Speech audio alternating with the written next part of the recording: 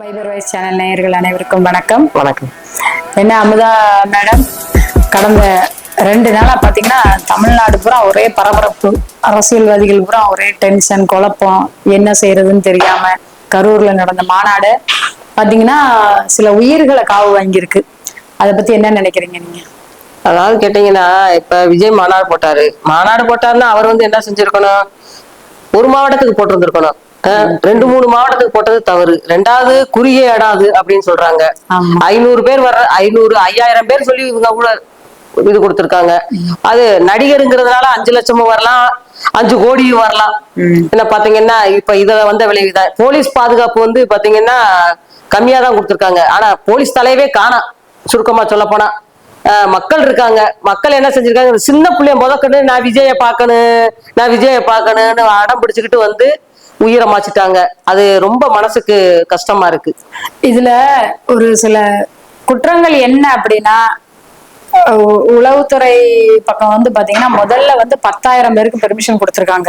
அவங்க கேட்டதும் அதேதான்.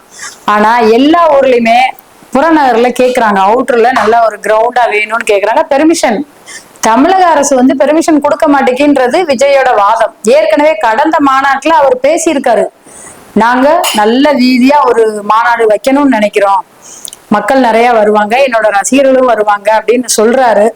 ஆனா அதுக்கு தக்கன இடம் கொடுக்க மாட்டேன்றாங்க. ஒரு சந்துக்குள்ளையும் பொந்துக்குள்ளையும் மார்க்கெட்டு பகுதிகள்லயும் கடைகள், நெடுக கடை, 2 பக்கமும் கடை. இதுல நடுவுல நில்லுங்கன்னா எப்படி நிக்க முடியும் காற்றோட்டம் இல்லாத ஒரு இடத்துல?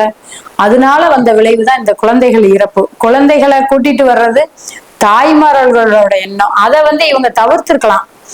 முதையே இவர் ஒரு அறிவிப்பு விட்டுருக்கலாம். என்னை மதுரையில கூட ஆக்சுவலா இந்த மாநாட்டுல அவர் சொல்லியிருந்தார், வயசானவங்க வரக்கூடாது, கர்ப்பிணி பெண்கள் வரக்கூடாதுன்னு ஒரு சில அறிக்கையை விட்டிருந்தாரு. அதே மாதிரி 10 வயசுக்கு கீழே உள்ள குழந்தைகள் கூட என்னை பார்க்க வர வேண்டாம் அப்படின்னு ஒரு அறிக்கை விட்டிருந்திருக்கலாம். அது அவர் பக்கம் நடந்த குறைகள்னு சொல்லலாம். இதே மாதிரி இத்தனை பேர் வர போறாங்க. மத்தியானம் 2 மணிக்கெல்லாம் தெரிஞ்சிருக்கும் எவ்வளவு கூட்டம் வந்திருக்கு, எப்படி பாதுகாப்பு கொடுக்கணும்ன்றது தமிழக அரசுக்கு தெரிஞ்சிருக்கலாம். தமிழக அரசு அதை செஞ்சிருக்கணும்.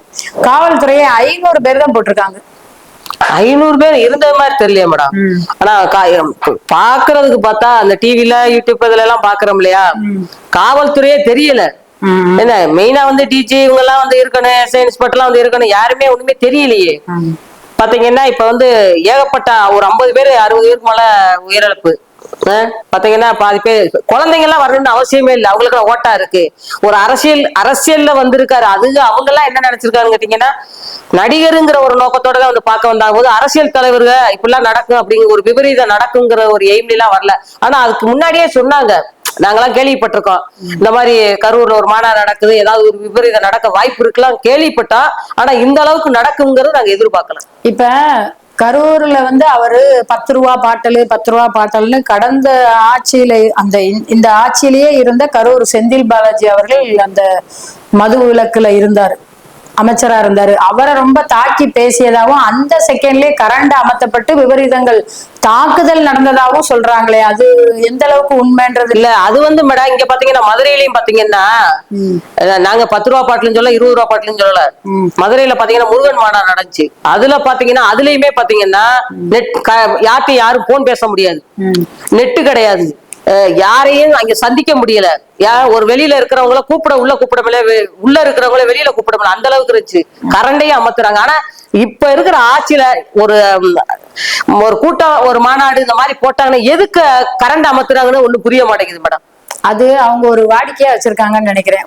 நீங்க மட்டும் இல்ல, கடந்த எம்பி தேர்தலையுமே அந்த நாடாளுமன்ற எம்பி நேரடியா வாக்குகள் சேகரித்து வரும்போது பாத்தீங்கன்னா அந்த விளக்குத்தூண் ஏரியால ஃபுல்லாவே அவர் எந்த ஏரியாக்குள்ள நுழைகிறாரோ அந்த ஏரியா மட்டும் டக்கு டக்குன்னு கரண்ட் அமர்த்தினாங்க.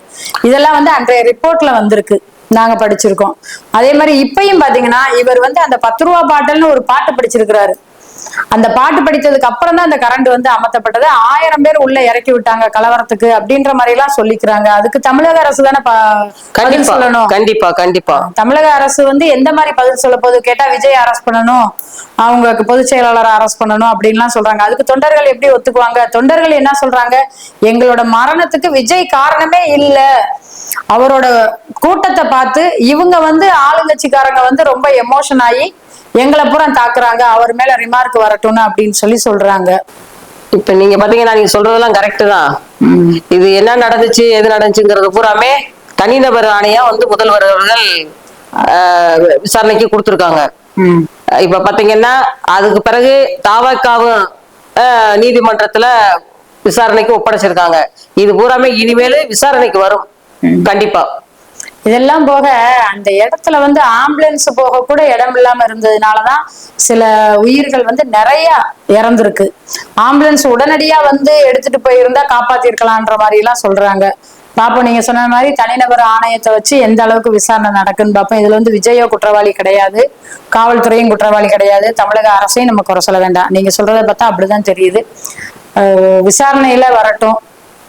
ஒரே குற்றம் மக்கள் வைக்கிறது என்னன்னு பார்த்தா, அந்த கரண்ட் பவர் கட் பண்ணதுனாலதான் இட நெருக்கடி அதிகமாச்சு அப்படின்னு தான் சொல்றாங்க. சில இளைஞர்கள் கலவரத்தை உண்டு பண்ணிட்டாங்கன்ற மாதிரி சொல்றாங்க. கள்ள தூக்கி எரிஞ்சிருக்காங்க, செருப்பு தூக்கி எரிஞ்சிருக்காங்க. ஒருத்தர் வந்து விஜய் மேல செருப்பு கொண்டு எரிஞ்சா அங்க ஒரு 100 பேர் அந்த இடத்துல இருந்திருப்பாங்க, விஜய் ரசிகர்கள். அப்ப அவங்க எமோஷன் ஆகி சண்டை போட்டிருப்பாங்க. இதுல கூட சில விபரீதங்கள் நடந்திருக்கலாம், உயிர்கள்லாம் இறந்திருக்கலாம்.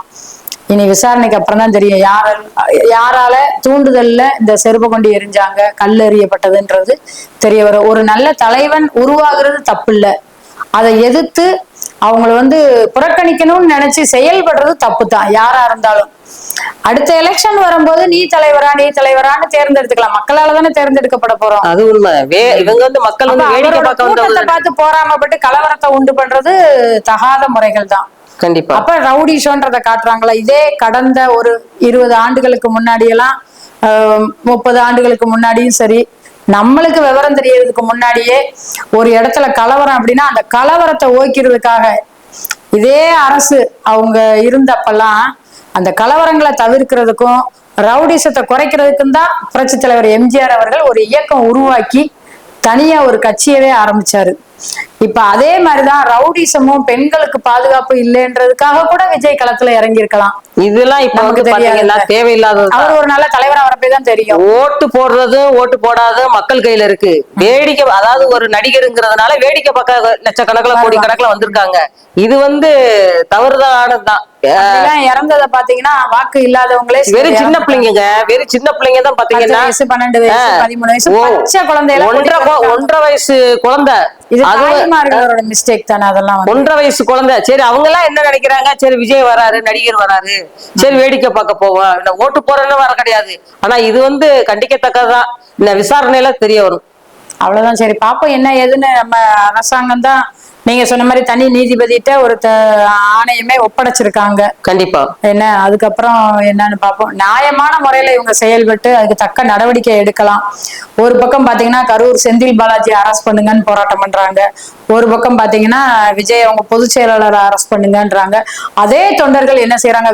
விஜய் கட்சி சார்ந்தவங்களோ இந்த குற்றத்துக்கு காரணம் கிடையாது, கரூர் செந்தில் பாலாஜி தன் பேரை தன்னோட தலைவர்கிட்ட நிரூபிக்கிறதுக்காக எல்லாத்தையும் உருவாக்கிட்டாங்கன்னு சொல்றாங்க. இதுக்கெல்லாம் மத்தியில அண்ணாமலை சாரும் ஒரு விஷயம் சொல்லியிருக்கிறாரு. அவர் வந்து நியாயமா தான் சொல்லியிருக்காரு. ஏன் தகுந்த பாதுகாப்பு கொடுக்கலன்னு தான் சொல்லியிருக்காரு. இதைத்தான் எல்லா தலைவர்களுமே கேட்கிறாங்க. பொதுமக்களுமே பாருங்க, வண்டி போனாலும் சரி அவங்க பின்னாடியே ஓடுறது, 2 வீலர் எடுத்து ஓடுறது. அவர் சொன்னது மாதிரி, அண்ணாமலை அவர்கள் சொன்னது மாதிரி தந்தி மரத்துல ஏறவும், போஸ்ட் மரத்துல ஏறவும், மரத்துகள்ல ஏறவும், இதெல்லாம் தவறு.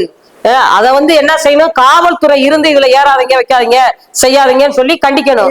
ஆனா அந்த காவல்துறை ஒரு பதிலும் சொல்ல கிடையாது. நீங்க சொன்ன மாதிரி ஒரு 500 மக்கள் உள்ள விட்டு அதுக்கிடையில ஒரு பேரிக்காடை போட்டு திரும்ப ஒரு 500 மக்களை உள்ள விட்டு அந்த மாதிரி ஒரு பாதுகாப்பு கொடுத்திருந்திருக்கலாம். அதை இவங்க கேட்கலையா இல்ல கேட்டு இவங்க செய்யலையான்றதே இல்லையே மேடம். காவல்துறை உள்ள இல்லையே, சுருக்கமா காவல்துறை இல்லையே. மக்கள் இப்ப ஒருத்தவங்க மயங்கி கிடக்காங்க, அக்கம் பக்கத்துல இருக்கிறவங்க தான் தண்ணியா குடுக்குறாங்க, வீசுறாங்க, வைக்கிறாங்க போஸ்.